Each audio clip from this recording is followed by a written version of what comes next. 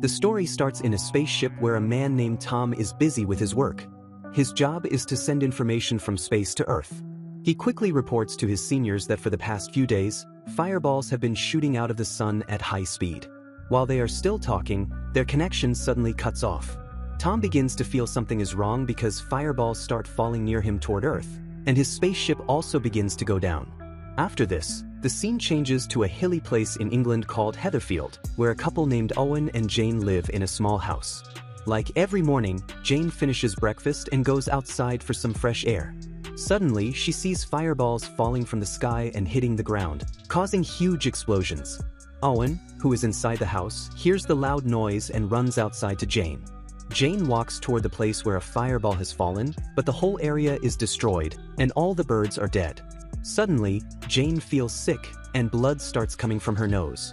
Owen quickly runs to her, picks her up, and takes her inside the house.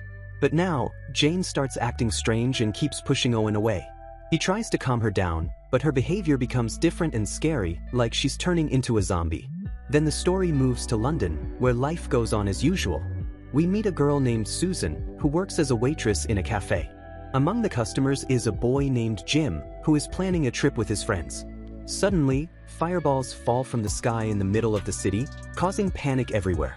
The group runs to the back of the cafe, but one man stays behind, watching people run through the glass window. They all take out their phones to call for help, but there is no signal, which makes everyone more afraid. Suddenly, a bird crashes into the cafe window and dies. The man, now scared, joins the group. They still don't know what's happening outside. Then a woman stumbles into the cafe with her face blackened and blood coming from her mouth. Susan runs to help her and gives her some water, but the woman doesn't speak.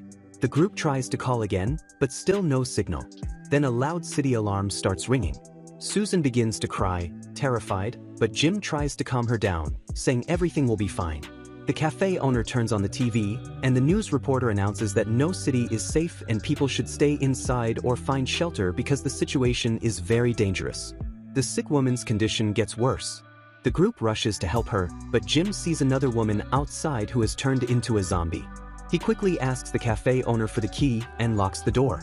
His friends argue that they should help, but Jim refuses. Suddenly, the woman inside also turns into a zombie and attacks them.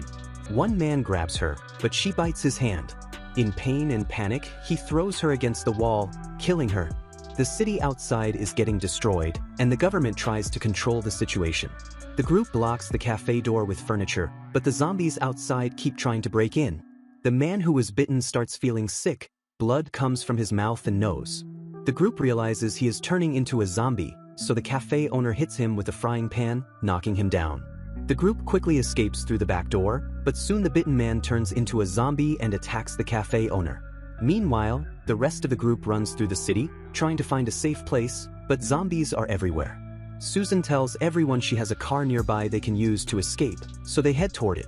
When they reach the parking lot, they see zombies attacking another person. They quietly move toward Susan's car and get inside, but then a zombie carrying a baby zombie appears. Susan turns off the engine, hoping they won't notice, but the zombie keeps trying to open the door.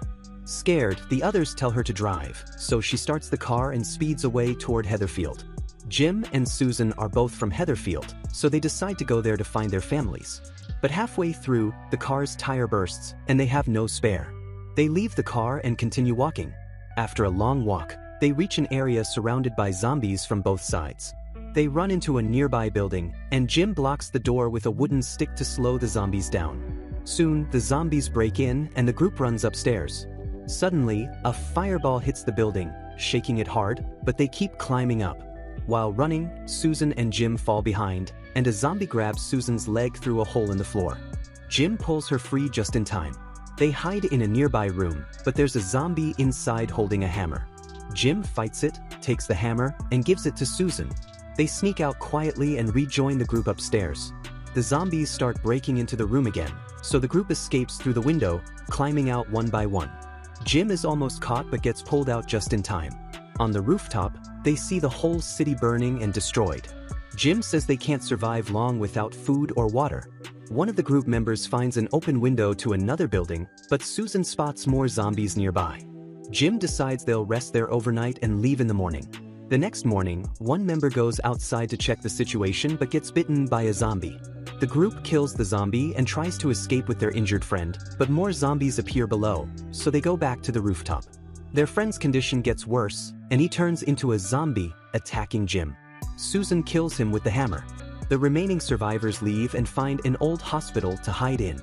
While exploring the upper floor, a zombie attacks and bites another member's fingers. Jim and Susan kill it. They go upstairs to make sure it's safe and find a doctor. They ask for help, but he refuses, saying there are too many zombies downstairs.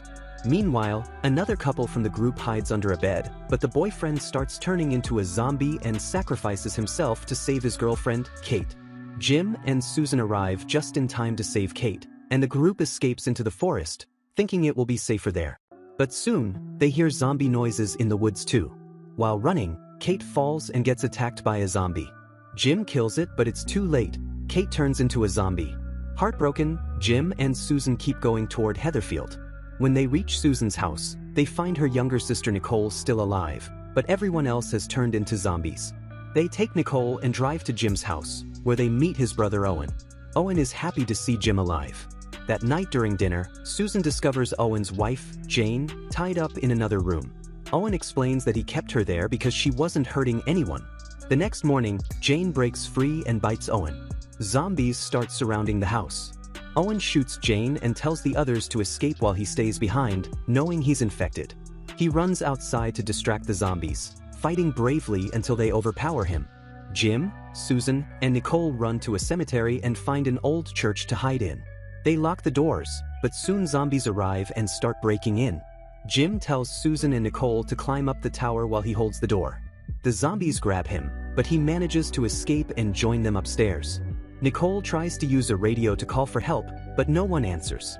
Realizing there's no way out, they sit together in silence, trapped and hopeless. And that's where the story ends. So, do Jim, Susan, and Nicole survive, or do they also turn into zombies?